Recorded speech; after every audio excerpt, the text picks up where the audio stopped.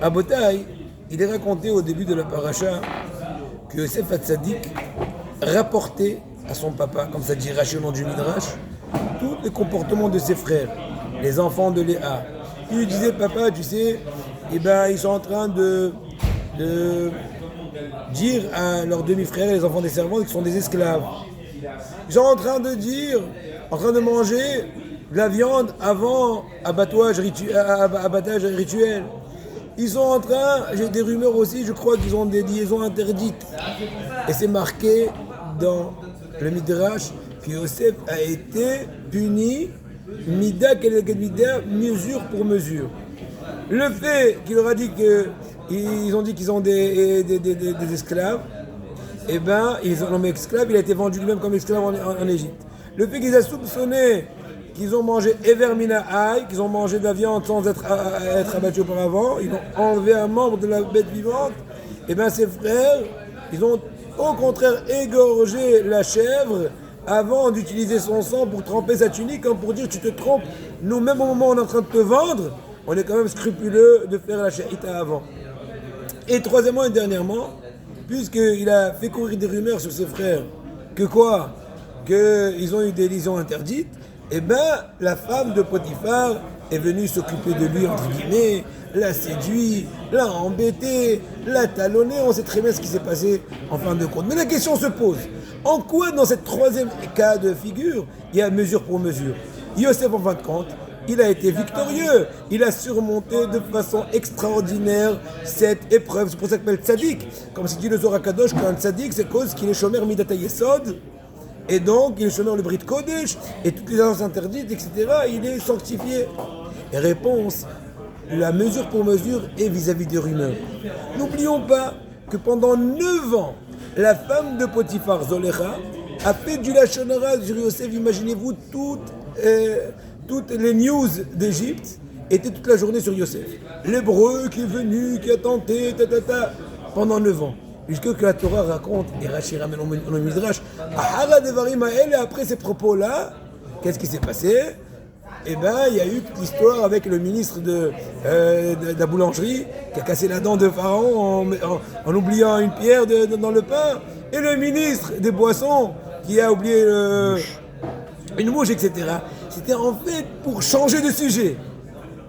Mais maintenant, ce qui s'est passé, Rabotai, c'est qu'un truc extraordinaire. Pharaon est devenu chatran. Quoi? Une fois que Yosef Hatzadik est sorti de prison, il a bien interprété le rêve de façon que ça a plu à Pharaon. Pharaon l'a rendu vice-roi. Il dit maintenant, je vais te donner, elle va te faire un chidour, la fille de Potiphar. Quel est le rapport?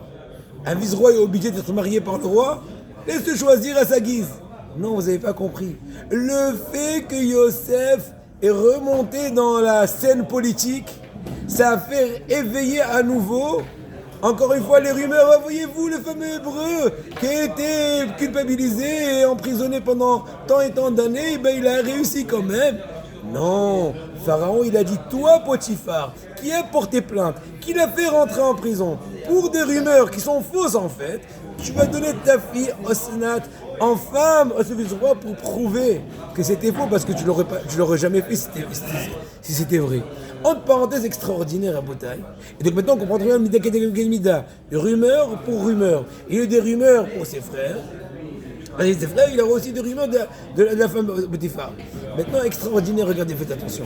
Quand Dina était enceinte de cette 7e grossesse, qui était en son sein, quand Léa était enceinte de la 7e grossesse, elle devait enfanter un garçon. Mais elle s'est dit, si j'enfante un garçon, et j'en ai 7, il manque 5, 2 et 2 les servantes, il ne restera qu'un seul pour ma soeur Rachel, étant donné qu'on ne peut pas enfanter plus que 12 garçons de Yaakov Avinu et des 12 Shvatim.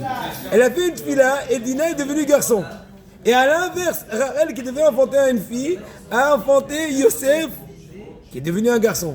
Faites attention, curieusement, il faut vérifier ce que c'est vrai dans le Midrash. Dina était Yetzanit, comme ce qu'il dit Rashi dans la page. Elle aimait sortir. Ça explique un peu l'aspect un peu masculin qu'elle aurait dû et qu'elle aurait pu être.